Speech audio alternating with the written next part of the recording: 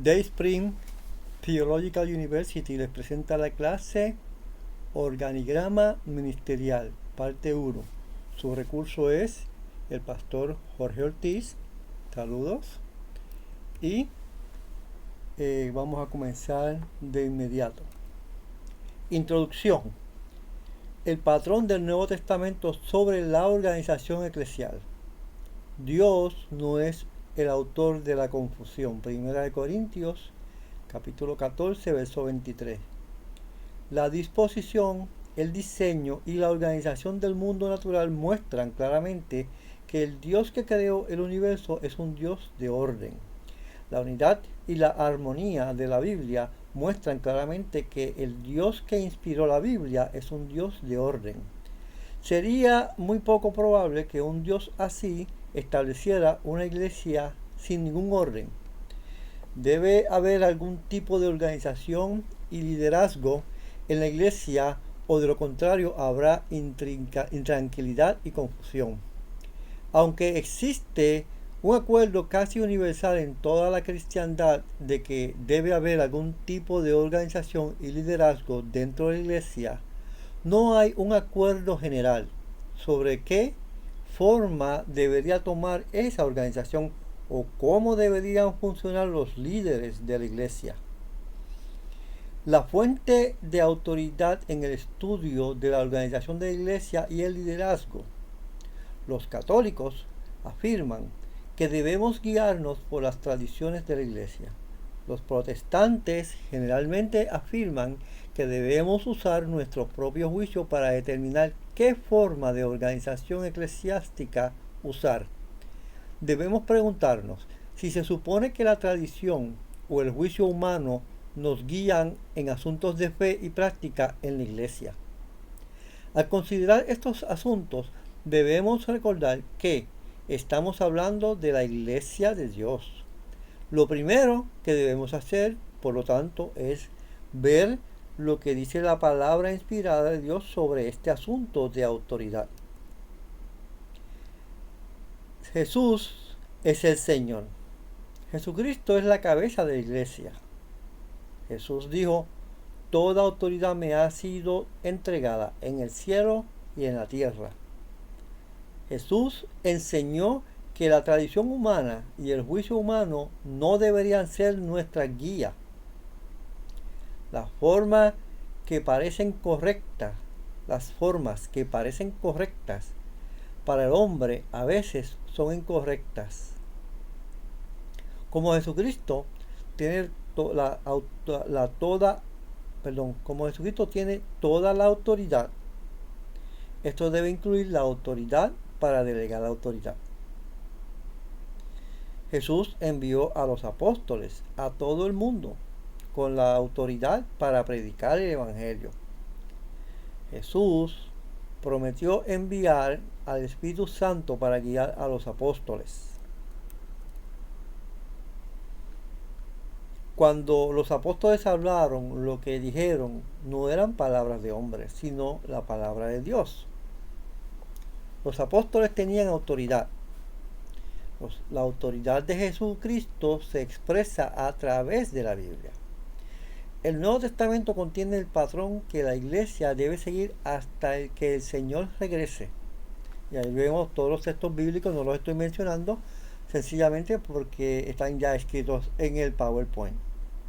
Así que con mucha calma, ustedes detienen la grabación y buscan los textos bíblicos para asegurarse que está correctamente la propuesta que se está haciendo o el pronunciamiento que se está haciendo. Ok, continuemos. Mientras buscamos descubrir el plan de Dios para la organización y el liderato de la iglesia, debemos volver a la Biblia. Capítulo 1. El desarrollo de líderes calificados. El desarrollo de líderes siempre está en el pensamiento de todos los pastores. En muchos casos, el primer pensamiento es contratar a alguien ya estudiado, calificado y con la experiencia necesaria. Un puesto de personal, un título oficial, un salario obligarán al ministerio a sacrificar un salario elevado. Sin embargo, el proceso de búsqueda y contratación puede llevar mucho tiempo y volverse aún más difícil cuando los presupuestos son ajustados. El desarrollo del liderazgo dentro de los miembros de la iglesia se convierte no solo en una parte de nuestro llamado a servir a la iglesia, sino en una urgente necesidad para que el ministro o el ministerio prospere. Sin embargo, a veces parece un viaje largo e incierto entre la madurez actual de los miembros y el calibre de los líderes necesarios en la iglesia. Como pastores, sabemos que cada miembro lleva la imagen de Dios y tiene un llamado único para servir como embajador de Cristo. Como tal, necesitamos desarrollar un cambio claro en nuestras iglesias para ayudar a los miembros a dar pasos para acercarlos en el camino que Dios los ha llamado. Hay 5 formas de crear un cambio claro de desarrollo de liderazgo para formar líderes a nivel de personal dentro de su congregación. 5 formas de crear un camino claro de desarrollo de liderazgo para formar líderes a nivel de personal dentro de su congregación. Primero, es fomentar un fuerte sentido de pertenencia. Cuando realizamos los entrenamientos para los ministerios a los que damos cobertura, declaramos cada mes en nuestro entrenamiento que la iglesia no es simplemente la organización sin fines de lucro ante los ojos del gobierno. La iglesia no solo son ministros con licencia de ministros de culto, sino que la iglesia es la gente de la iglesia. Los líderes solo aceptarán la responsabilidad si se sienten que el ministerio es de ellos y para ellos. Para comenzar a desarrollar líderes responsables y comprometidos en iglesia, primero debemos empoderar a sus miembros para que se vean a sí mismos como el cuerpo de Cristo y tengan la incumbencia y la autoridad para servir como tales. Conocer su puesto como cuerpo de Cristo requerirá entrenamiento, talleres, conferencias, convenciones, desarrollos de manuales y mucha educación teológica. Es necesario coordinar entrenamientos sólidos y formarles exclusivamente en la rama de liderazgo. Solo líderes que han sido entrenados o entregados toman iniciativa, dado a que se sienten seguros de sí mismos. Si estos entrenamientos formales y mandatorios, sin estos entrenamientos formales y mandatorios, el líder o el liderazgo no está siendo armado con las herramientas para funcionar y producir. Si el ministerio no le suple los recursos para que se sientan orgullosos de su iglesia, no se puede tener expectativas del sentido de pertenencia. En esencia, de esto se trata el discipulado: ayudar a las personas a ver su identidad en Cristo y equipararlas para vivir esta identidad. 2. Crear oportunidades de liderazgo dentro de varios ministerios. Una vez que ayude a las personas a ver la importancia de su cometido en la iglesia, es importante reforzar estos días dándole la oportunidad de servir y liderar el ministerio. En muchos casos, esto puede significar renunciar a los ministerios que actualmente tienen establecido por mera costumbre, tradición o porque eso observábamos en otras organizaciones. La mayoría de los ministerios están estructurados de una manera equivocada, por géneros, por sexo: ministerio de mujeres, de varones, ministerio de jóvenes, de niños, músicos, etc. Esta estructura la siguen por falta de conocimiento organizacional, falta de estructura constitucional, la constitución del ministerio y o falta de mesa directiva. Estructura equivocada. Supuestamente se estructura la organización de menos autoridad a más autoridad, o sea, de abajo hacia arriba. Ventajas: una sola, unión entre los participantes de cada grupo. Las desventajas: no hay incentivo de participación, toda responsabilidad y trabajo recae sobre el líder del grupo y la única esperanza de crecimiento del grupo es la llegada de una nueva familia a la iglesia. No existe ninguna oportunidad de crecimiento de ningún tipo dentro de la iglesia. Ahí podemos ver el organigrama, que se supone que sean niños, jóvenes, damas, varones, adultos, diáconos. Ahí el último que está arriba es el pastor. La mejor manera de estructurar la organización es por ministerios. Ministerio de evangelismo urbano, de misiones, de prisiones, de hospitales, de consejería, de hospitalidad, de educación, de dispensa de alimento a la comunidad, de intercesión, de artes y muchos más. Dios le indicará a usted cuáles ministerios Él decida que su organización desempeñe. Lo importante es la documentación apropiada de cada una de las funciones, operativos, oficiales y ejecución. En la acta constitutiva de la organización, usted declarará las funciones específicas de su ministerio y las que llevará a cabo. Es importante nombrar presidentes, vicepresidentes y secretario o secretaria para cada ministerio. Al principio, estos nombramientos podrán ser de las mismas personas que se rotan, como los oficiales. El presidente del ministerio de prisiones será el vicepresidente de ministerios de hospitales y así por el estilo. Al iniciar nuestros miembros a nuevas exposiciones de ministerios sin temor a ser reemplazados, creamos oportunidades para que exploren sus propias habilidades de liderazgo, al mismo tiempo que nos libera a nosotros, los líderes, para expandir el ministerio a prestar atención a otras áreas de importancia. Cuando Jesús llamó a sus discípulos, no dejó de enseñarles teología, sino como parte de su entrenamiento los sumergió en un entrenamiento a primera mano, sin distinción de género o categoría. Una cosa es decirle a alguien que es un líder, pero es algo completamente diferente invitarlo a nuevas experiencias o exposiciones y mostrarles lo que son capaces de hacer.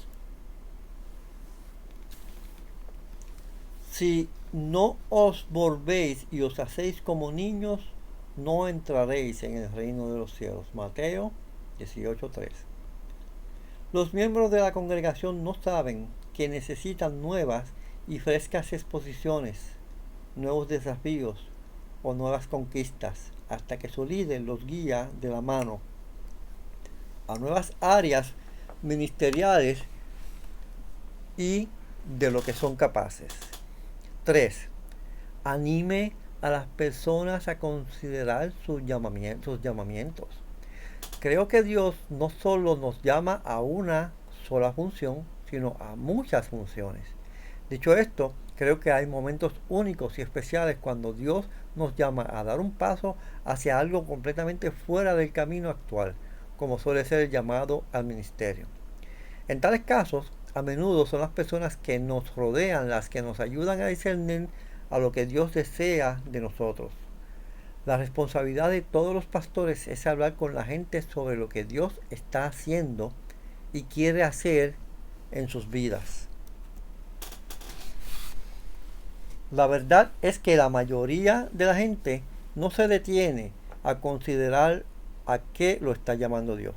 Sin embargo, como pastores tenemos la oportunidad única de alentar a las personas a considerar su llamado, incluso si esto parece exagerado o poco probable.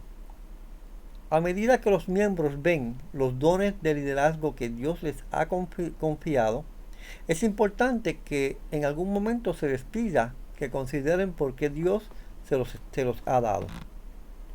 Nuestra obligación es animarlos a desarrollarse en múltiples llamados, a apoderar a nuestros miembros para algún llamado en sus vidas implica más que solo sobarles el hombro y animarlos con amor.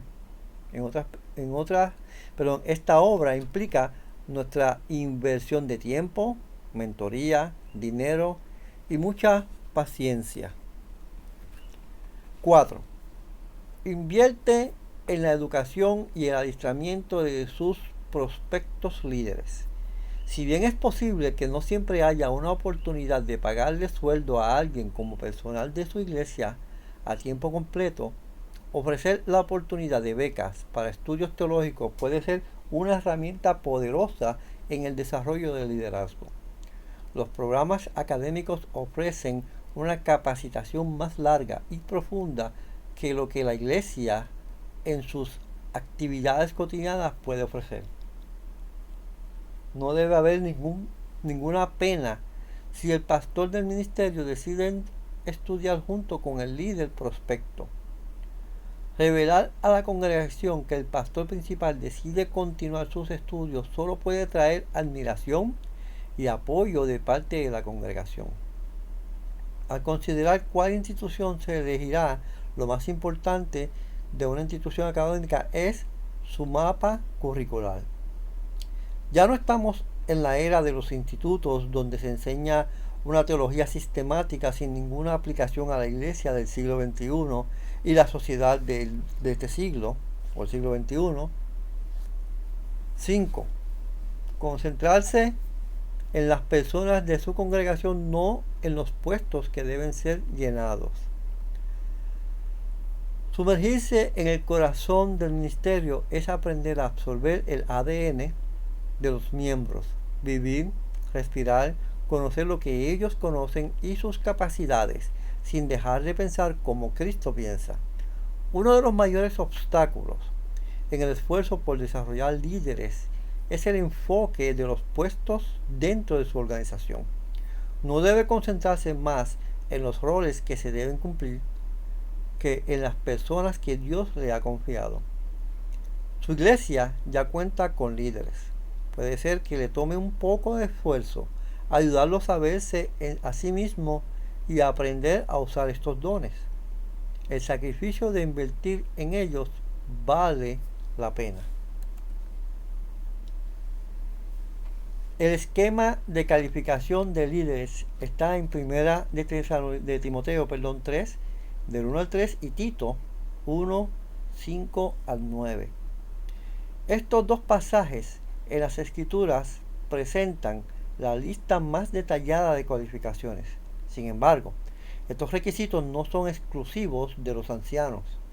En general, lo que se presenta en estos pasajes es un modelo de un hombre cristiano maduro. Muchas de estas calificaciones involucran preguntas. Nadie es perfecto en santidad, paciencia o autocontrol. Siempre está presente un margen de mejora, áreas para perfeccionar. Primera de Timoteo 3, del 1 al 3, y Tito 1, del 3 al 9, deberían servir como un filtro para aprobación o eliminación del obispado y el diaconado.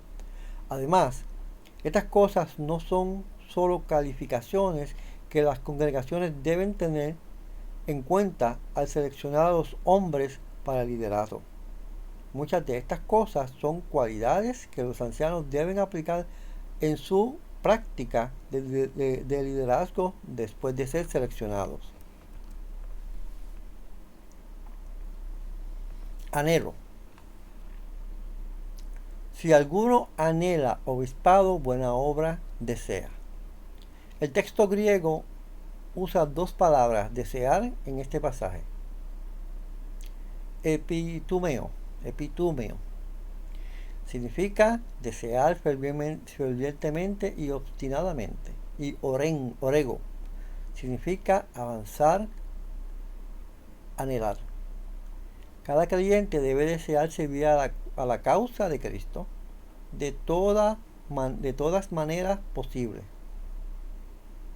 Sobre todas las cosas, Dios es el que elige a las personas para servirle a Él. La persona no elige el puesto para servirle a Dios. Cuando el anhelo de obtener el oficio lleva a una competencia tal como si fuera campaña política, entonces los puestos eclesiales se han secularizado y se busca conseguir la gracia del hombre y no la gracia de Dios. Algunos no consideran el deseo como una calificación necesaria para el servicio, pero si un hombre está calificado para servir y no desea servir a la obra, entonces algo está mal espiritualmente. Nuestro anhelo debe ser el querer trabajar en el cuerpo de Cristo. Tener el potencial es algo hermoso que debe servirnos como vigor para lanzarnos a nuevas conquistas. Potencial significa que todavía no lo has hecho. Y tu atención en pausa, que está capacitado pero no está dispuesto. O también puede significar potencia innata de dominar áreas exitosamente. Experiencia, que no sea un novato, que no sea que se envanezca y caiga en la condenación del diablo. En el texto griego la palabra utilizada es neophytos, que literalmente significa recién plantado. Esto se refiere al nuevo converso.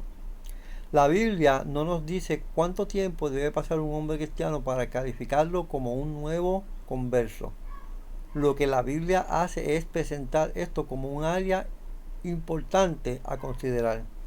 Algunos creyentes que han sido cristianos por solo unos pocos años ya han avanzado espiritualmente mucho más allá que otros que han estado en la iglesia por muchos años. Reputación. Y debe tener buen testimonio de los de afuera para que no caiga en descrédito y en lazo del diablo. Para ser calificado para anciano, un hombre debe tener una buena reputación, no solo entre los miembros de la iglesia, sino también en la comunidad. Pero es necesario que el obispo sea irreprensible. La palabra en el texto griego original es anepiletos, que literalmente significa no puede ser culpado, no debe dar motivo para la acusación. Que fuere irreprensible, marido de una sola mujer, y tenga hijos creyentes que no estén acusados de disolución ni de rebeldía. Usa una palabra más fuerte para inculpa, irreprensible. Este pasaje usa la palabra anencleto, que no es simplemente absolutorio, sino la ausencia de un cargo en su contra. Los ancianos deben ser hombres de integridad incuestionable. Si no tienen la reputación en la comunidad, su trabajo de la iglesia será gradualmente obstaculizado. Familia.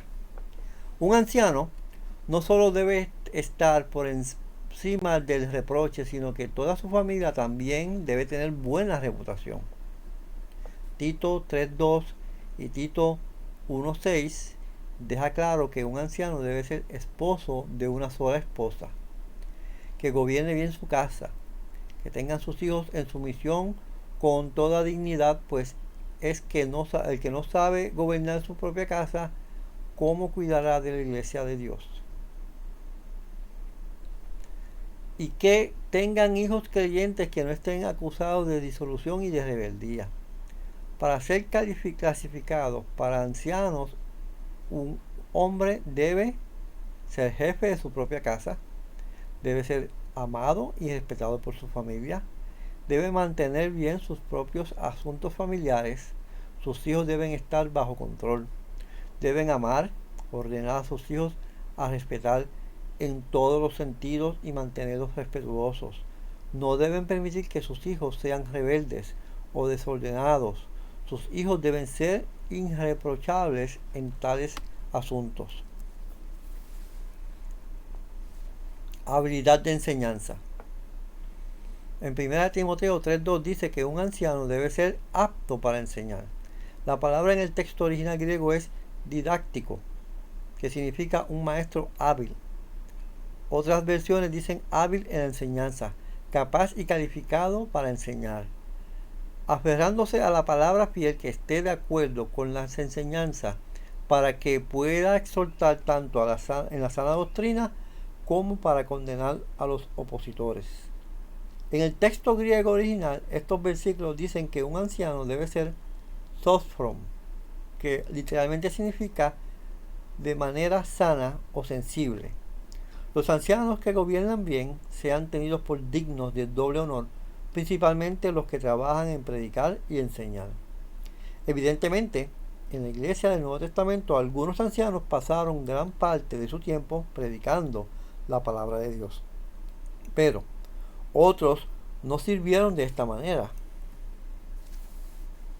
Los ancianos que gobiernen bien sean tenidos por dignos de doble honor, mayormente los que trabajan predicando y enseñando, pues la Escritura dice: no pondrás bozal al buey que trilla, y digno es el obrero de su salario. Es bíblico que uno de los ancianos sirva como el pastor y sea apoyado financieramente para que pueda pasar tiempo completo en este trabajo. También es bíblico que una congregación tenga un pastor que no sea de los ancianos. No es estrictamente crucial que todos los ancianos se concentren o sean expertos en la predicación pública y la enseñanza, pero todos deben estar calificados para enseñar. La mayor parte de la enseñanza que realizan los ancianos en su papel de ancianos es el asesoramiento privado en lugar de la predicación pública. Sin embargo, cualquier liderazgo se verá muy limitado si no contiene al menos uno o dos hombres que sean capaces de hablar eficazmente. Características negativas. El esquema, ya lo leí esa parte, sin características negativas. La mayor parte del énfasis en 1 Timoteo capítulo 3 del 1 al 13 y Tito 1 del 5 al 9 trata sobre las características personales de los ancianos. Ambos pasajes enumeran ciertas características para evitar. Tito 1:7 dice que un anciano no debe ser codicioso del lucro inmundo. Esto traduce la palabra griega aiskrokeres, que significa literalmente codicioso para ganancias personal.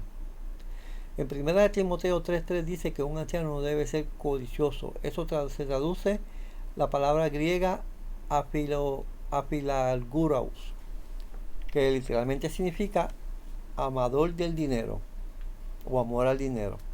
Un anciano no solo debe evitar buscar dinero por medios cuestionables, sino que un anciano no debe estar motivado por el amor al dinero, ni por querer resolver todos los problemas con dinero.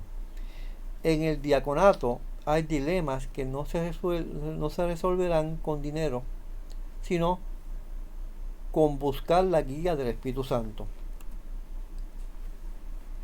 Un anciano no debe ser dado al vino, según 1 Timoteo 3:3 y Tito 1:7. La mayoría de las versiones en inglés se traducen esto como adictos al vino o a las bebidas fuertes. Algunos, sin embargo, toman una segunda definición que se refiere a los efectos de la bebida fuerte. Por lo tanto, traducen la palabra griega paroinos, que significa peleador. Efesios 5:18 ordena a los cristianos que no se emborrachen.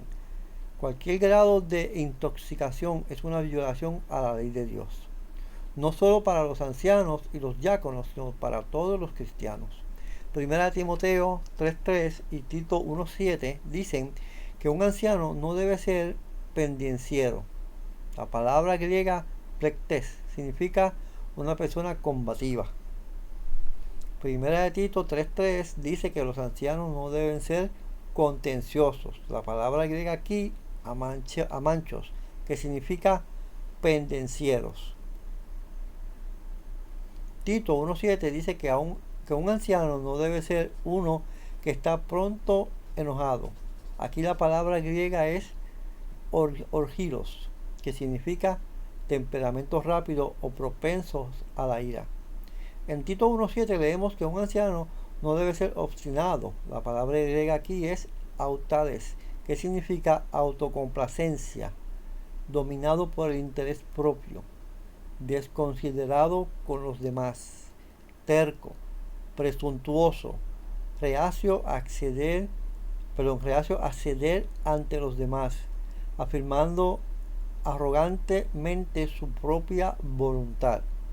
Una persona con estas características discute con otros ancianos y ciertamente a todo costo intentará dominar sobre la iglesia. Características positivas. La Biblia pone más énfasis en estas características positivas que en todas las otras clasificaciones. Primera de Timoteo 3.2 usa la palabra nefarios.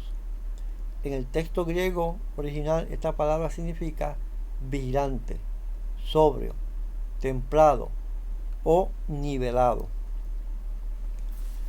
Primera de Timoteo capítulo 3 verso 2, este versículo también usa la palabra sofrón, que ya hemos considerado el título de capacidad de enseñanza, pero además el significado de sensible o de mente sana. Esta palabra también se traduce autocontrolado, templado, discreto y circunspecto. Otra calificación importante de este versículo se encuentra en la palabra griega kosmios, que significa de buen comportamiento, decente, modesto, digno, ordenado, de buen comportamiento llevando una vida ordenada. Este mismo versículo enumera otra calificación importante que es la palabra griega phitoletos, que significa dado a la hospitalidad, mostrando amor y haciendo amigos de los creyentes y especialmente los extraños y extranjeros. Primera Timoteo 3.3 usa la palabra griega epiekes, que significa paciente, gentil, equitativo, justo, moderado, tolerante, considerado, pacífico e indulgente. Tito 1.7 enfatiza que los ancianos deben verse a sí mismos como administradores de Dios. Un administrador reconoce que todo lo que tiene le pertenece a Dios. Tito 1.8 dice que los ancianos deben ser amantes de lo bueno, filagatos, ¿ok? Y de las cosas buenas. Enumera 3 características positivas importantes. Los ancianos deben ser justos, santos y dueños de sí mismos. Los ancianos lideran con su ejemplo y no solo con sus enseñanzas y su toma de decisiones. Deberíamos considerar las cualificaciones de los diáconos que figuran en 1 Timoteo 3, del 8 al 13. 1 Timoteo 3.8 usa la palabra griega semnos, que indica que los diáconos deben ser serios, honrados y dignos de respeto. Este mismo verso usa la palabra dilogos, que se traduce como doble lengua. Un diácono no puede ser un tipo de hombre que dice una cosa a la cara y otra detrás de la espalda. 1 Timoteo 3.9 dice mantener el ministerio de la fe en una conciencia pura. De igual manera, las esposas de los diáconos deben cumplir con las mismas calificaciones que las esposas de los ancianos. Gloria a Dios, aleluya. Capítulo 2. El patrón denominacional. En el Nuevo Testamento la palabra iglesia suele ser la comunión espiritual universal de todos los salvos. La iglesia es el cuerpo de Cristo, Efesios 1, 22 al 23 y Colosenses 1, 18. Solo hay un cuerpo. La iglesia es el hogar o la familia de Dios. Y Dios tiene una sola familia. Todos los cristianos son hijos de la familia. Dios no tiene hijos fuera de su familia. La iglesia es la novia de Cristo. Y Cristo tiene una sola novia. La iglesia sobre la que leemos en el Nuevo Testamento no era una organización a la que las personas se unieran después de ser salvas. Dios agrega salvos a la iglesia. En el Nuevo Testamento la palabra iglesia también se usa para referirse a congregaciones locales de cristianos como la iglesia de Jerusalén, la iglesia de Roma o la iglesia de Antioquía. El Nuevo Testamento nunca usa la palabra iglesia para referirse a una denominación. Las denominaciones, por su propia definición, son más grandes que una iglesia local, pero más pequeñas que la iglesia universal. Las denominaciones no deberán generar o afirmar que uno debe ser miembro de su denominación particular o de cualquier denominación para pertenecer a la iglesia de Cristo. Las denominaciones han desarrollado muchos diferentes sistemas de organización. Aclaremos que no hay nada malo en configurar el acta constitutiva de una iglesia u organización con las características propias.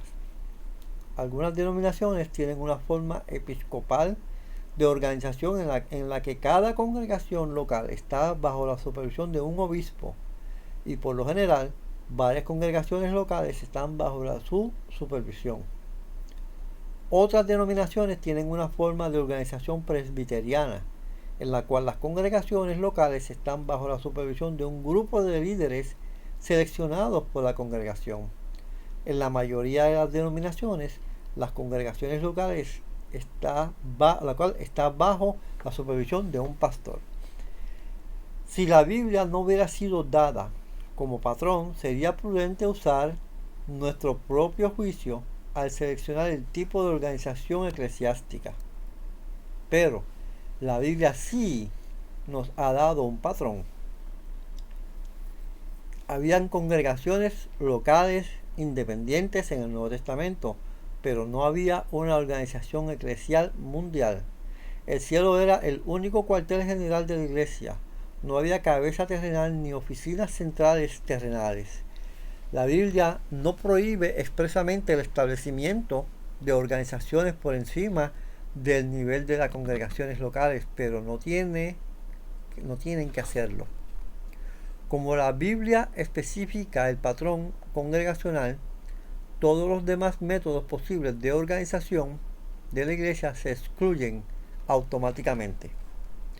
Nuestra preocupación, por lo tanto, se limitará a la organización de la iglesia y al liderazgo a nivel de las congregaciones locales independientes sobre las que leemos en el Nuevo Testamento.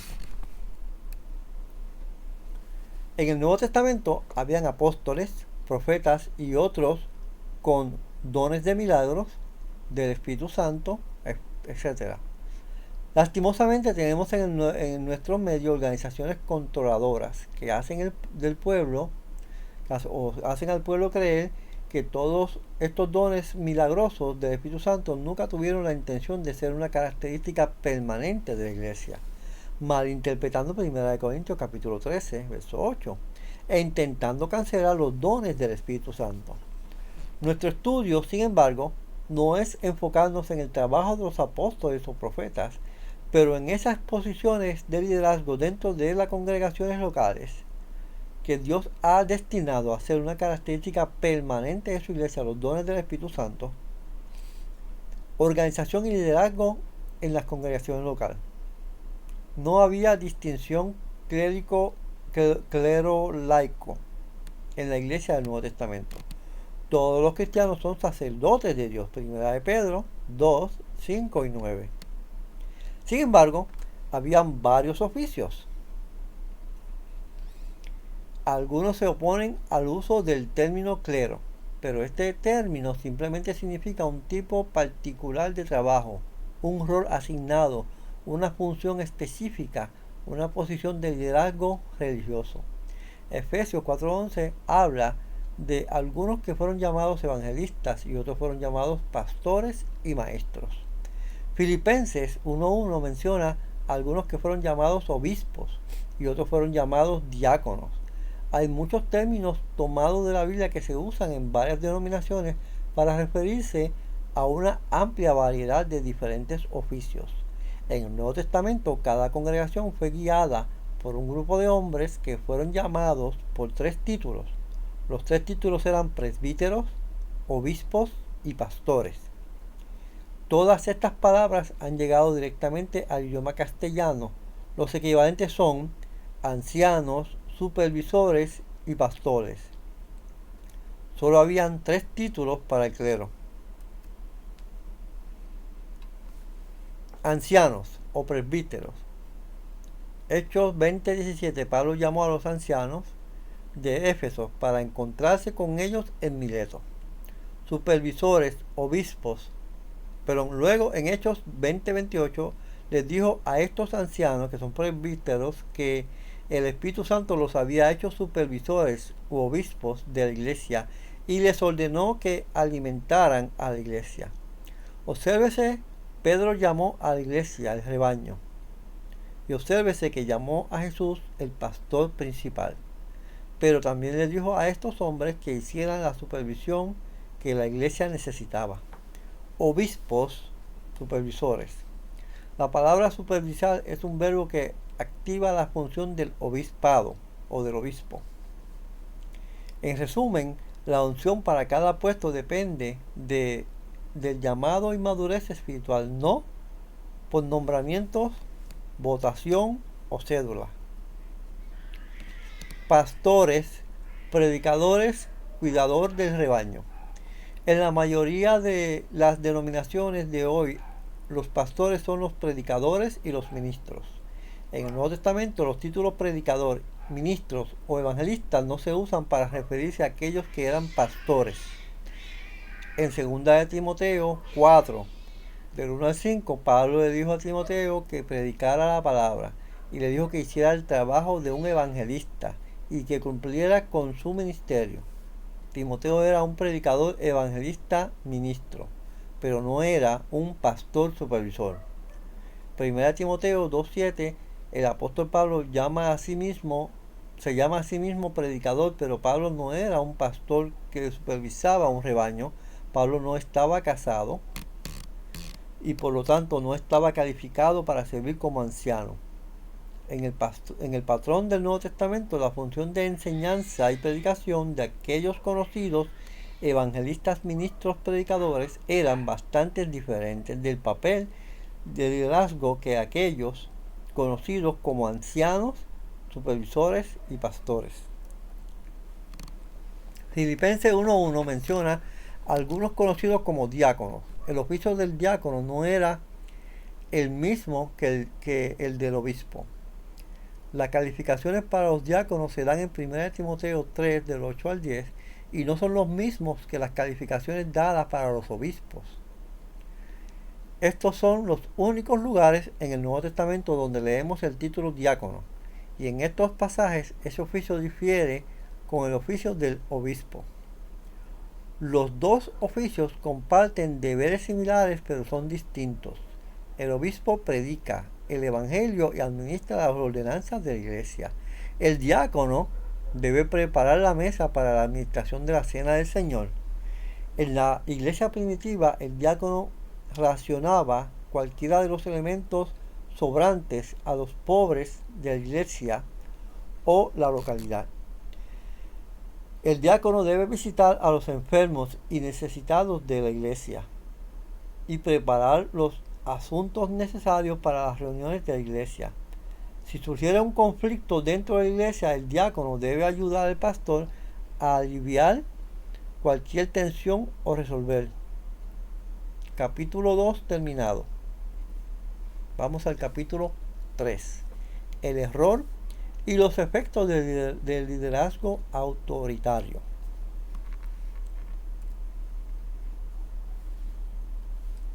La iglesia cristiana nuestra, las iglesias cristianas nuestras, no están creciendo hoy como lo hicimos hace unos años.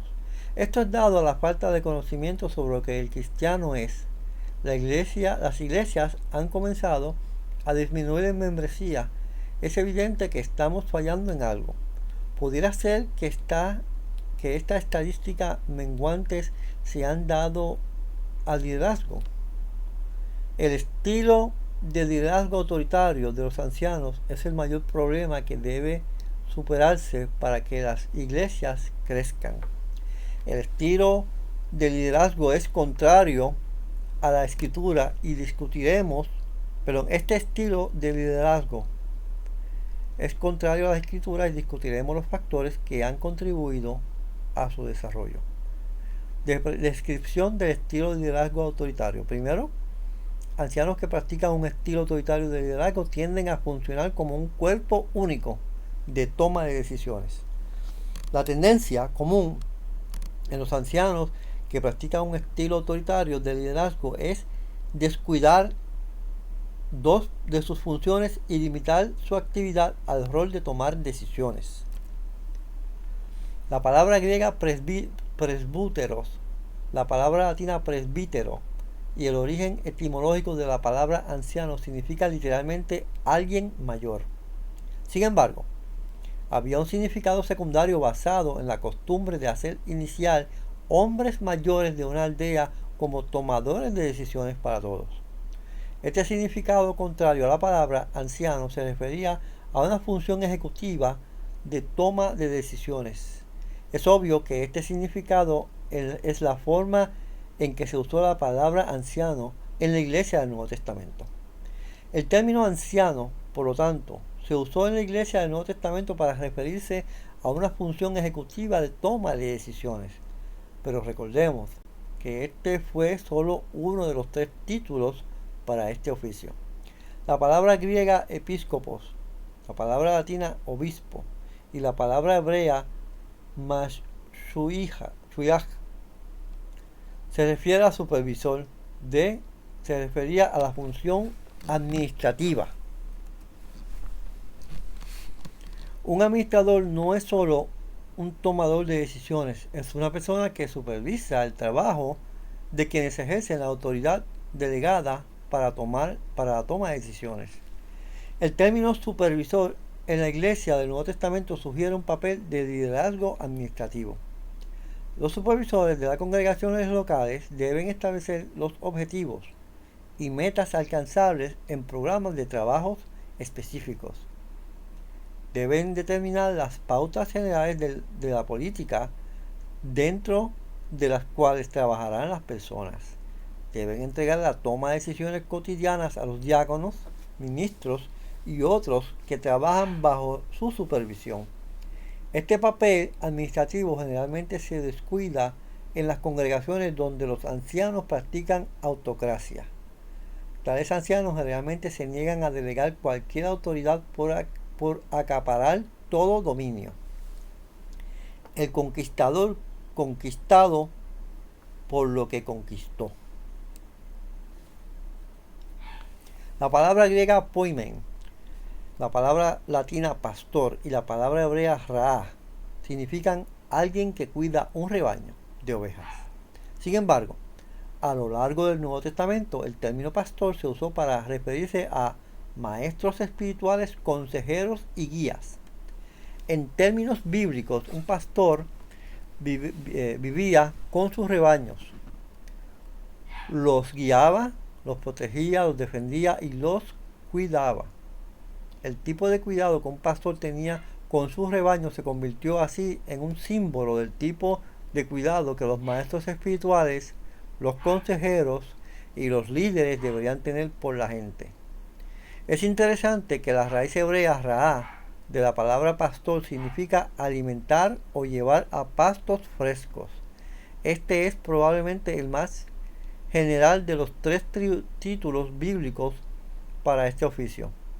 Las funciones específicas implicadas en este título, pastor, que no están sugeridas por los otros 2 títulos, son las funciones de enseñanza y asesoramiento.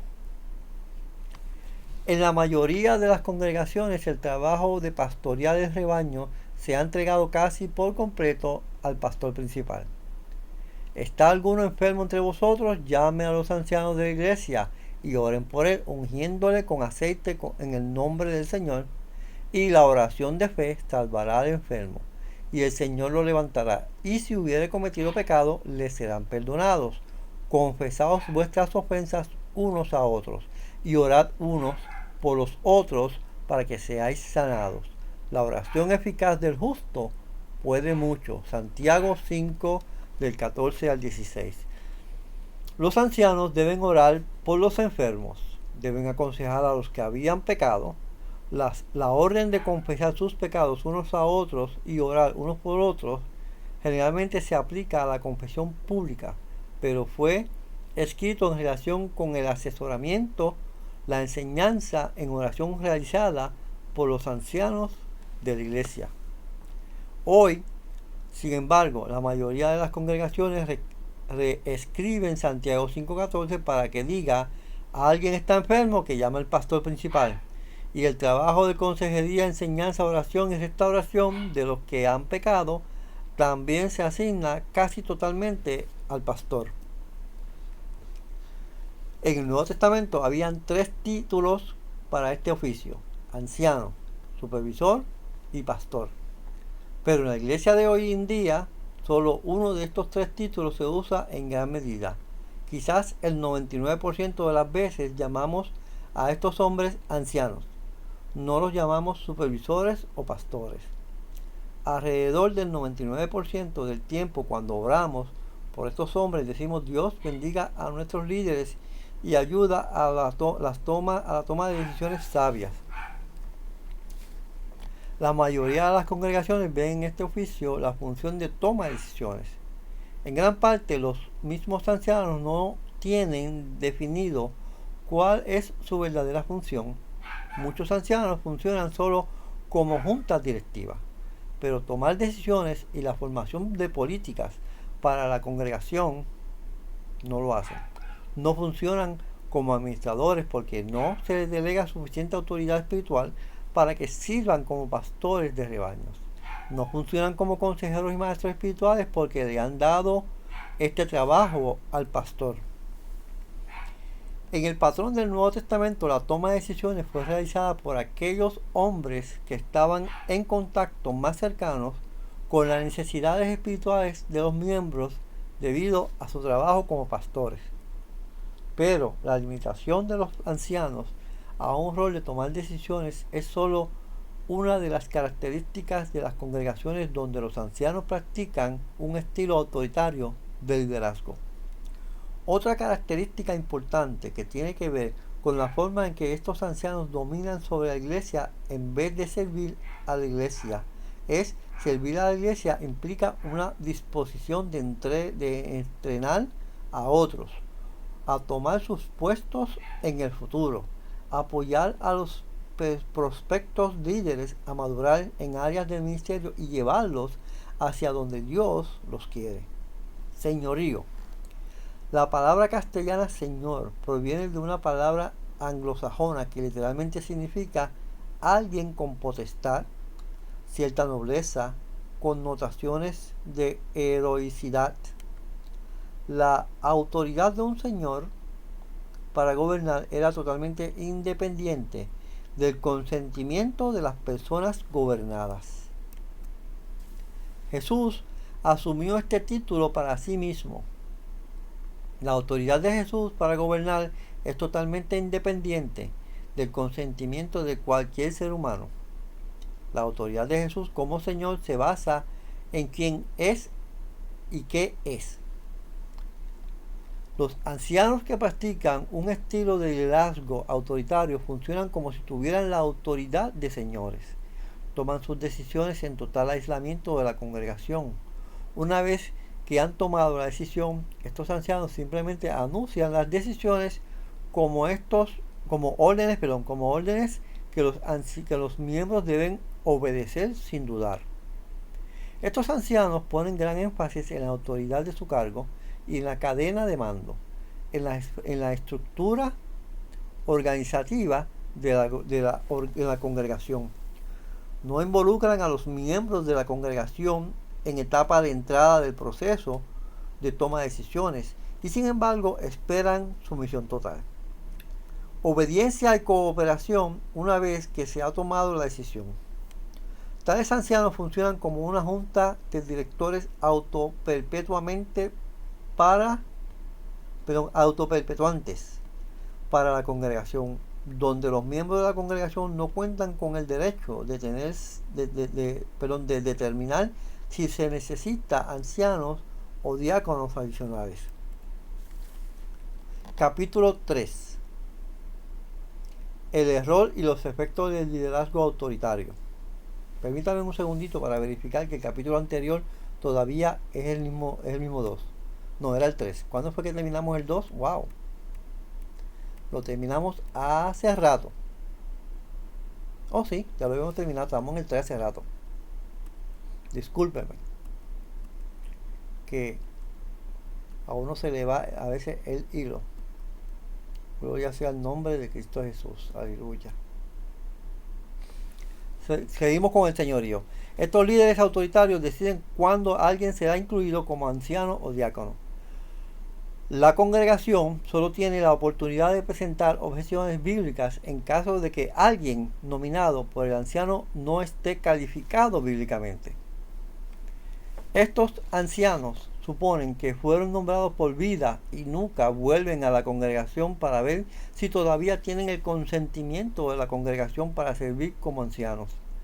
Asumen que la autoridad de su puesto viene por una delegación de la autoridad de Dios y se engañan bajo el pensamiento que una vez es un anciano siempre seguirá anciano. Condenación de un estilo de liderazgo autoritario. En Mateo 20, del 20 al 28, los apóstoles discutían sobre los puestos de autoridad en la iglesia. Jesús llamó a los apóstoles y les dijo: ustedes saben que los gobernantes de los gentiles los dominan y son grandes, ejerce autoridad sobre ellos. Y son grandes que ejercen autoridad sobre ellos. Los romanos que gobernaron el mundo cuando Jesús pronunció estas palabras pusieron un gran énfasis en la autoridad y en una cadena de mando. Sus gobernantes gobernaron sin el consentimiento de los gobernados. Jesús dijo que el liderazgo en su iglesia no debía ser así.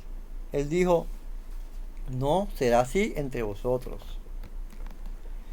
Ruego a los ancianos que estén entre vosotros, yo anciano también con ellos, y testigos de los padecimientos de Cristo, que soy también principalmente participante de la gloria que será revelada, a apacentar la grey de Dios que está entre vosotros, cuidando de ella no por fuerza, sino voluntariamente, no por ganancia deshonesta, sino con ánimo pronto, no como teniendo señorío sobre los que están a vuestro cuidado, sino siendo ejemplos de la grey. Y cuando aparezca el príncipe de los pastores, vosotros recibiréis la corona incorruptible de gloria.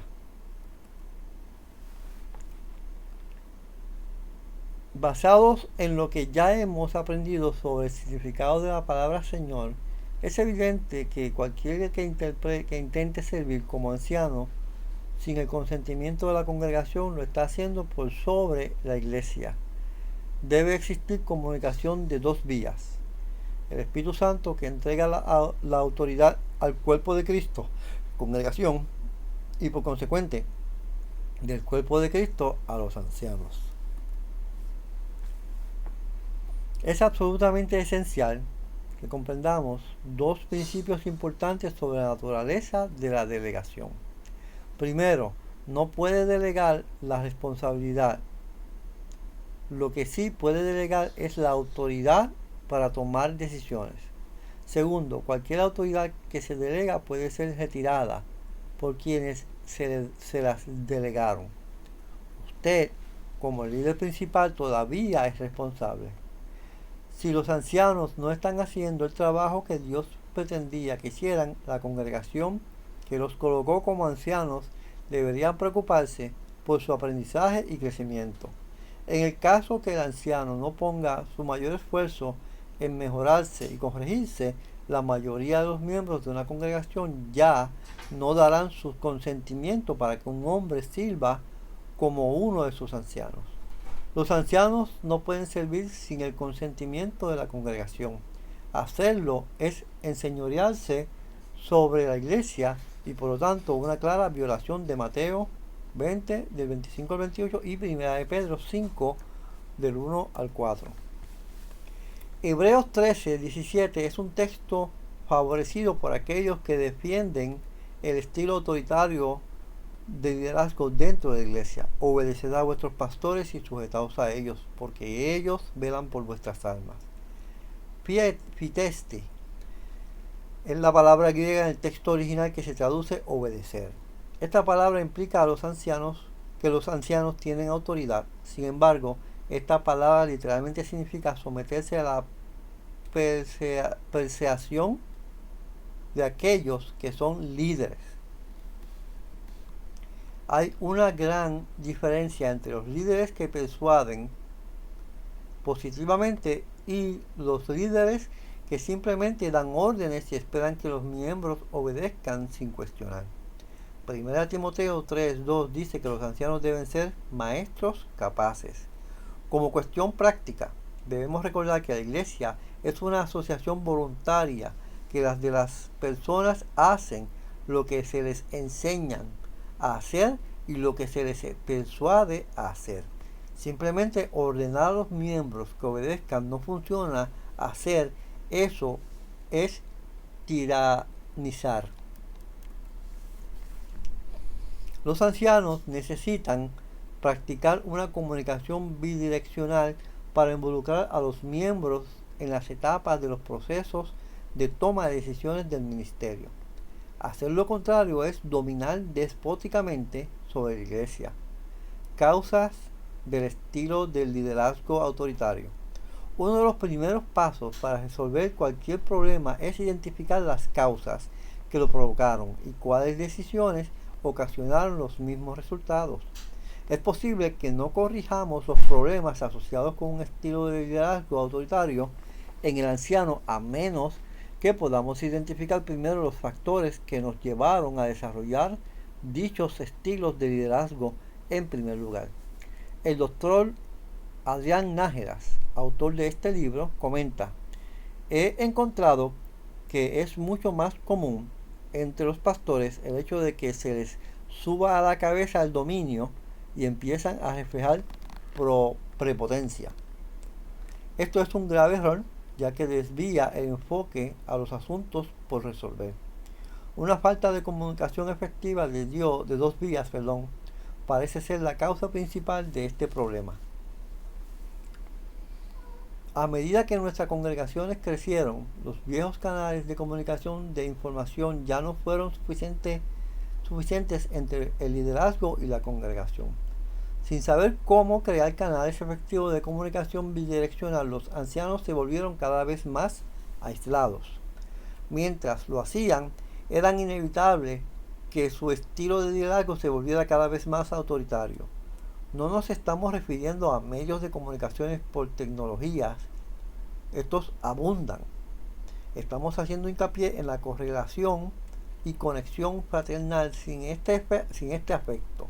El líder y el miembro simplemente se irán distanciando. Poco a poco, el estilo de liderazgo autoritario se convirtió en una forma aceptable de correspondencia.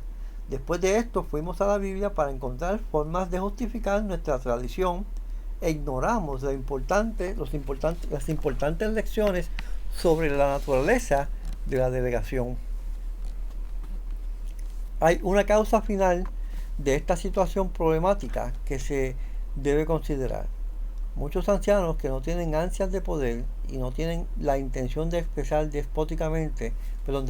despóticamente sobre la iglesia, se sorprenderían mucho si pudieran verse a sí mismos como los ven los miembros de su congregación.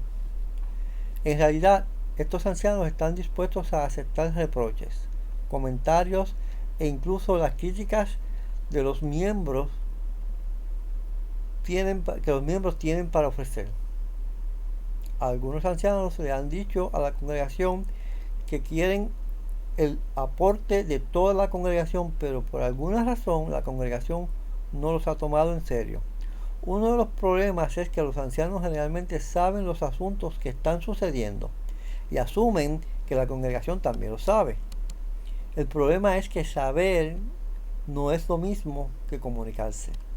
La comunicación es el lazo que entreteje el equipo.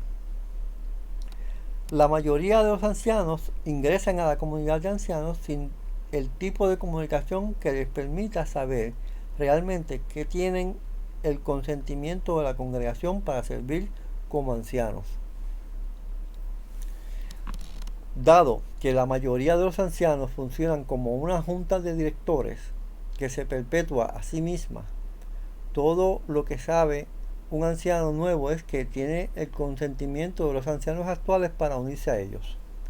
Como la mayoría de los ancianos no delegan suficiente autoridad para tomar decisiones a sus diáconos, terminan teniendo que tomar las decisiones cotidianas que los diáconos deberían haber hecho. Los ancianos no tienen una función administrativa real. A menudo están tan ocupados con la toma de decisiones cotidianas que su visión no se amplía más allá de planes a corto plazo. Realmente no tienen el tipo de perspectiva sobre el programa de trabajo que se necesita desempeñar en el equipo con la congregación. Dado a que no tienen tiempo para funcionar como pastores que cuidan el rebaño, no tienen la visión que necesitan sobre las necesidades espirituales de los miembros por individual. No es de extrañarse entonces que cuando estos ancianos anuncian sus decisiones a la congregación, le parezca a los miembros que están funcionando como jefes, dictadores o una junta directiva aislada. Lo que se necesita para corregir los problemas asociados con un estilo autoritario de liderazgo de la iglesia son estos puntos. Es un estilo abierto de liderazgo que haga hincapié en la comunicación bidireccional efectiva. El estilo autoritario de la iglesia está mal, no es práctico, no funciona. En el Nuevo Testamento la iglesia se describe como un organismo vivo en lugar de una organización. Es la presencia del Señor viviente que nos ha salvado por gracia lo que valida la iglesia local, que es en sí misma una expresión de la iglesia universal. Cada iglesia local representa el cuerpo de Cristo, y el cuerpo de Cristo no puede ser dominado por líderes preponderantes. Final del capítulo 3. Y final de esta sección, de esta parte. Les adjunto y les dejo la tarea para la clase organigrama ministerial. Es leer el libro de texto, presentar reportes escritos, contestar las 6 preguntas de la página 112 del libro de texto hasta el nivel de bachillerato. Y una página por cada pregunta, total 6 páginas hasta la hoja de reporte, total 7 páginas para maestría y total 10 páginas para doctorado. Con esto termina la clase. Dios les guarde, Dios les bendiga y nos veremos en la próxima clase.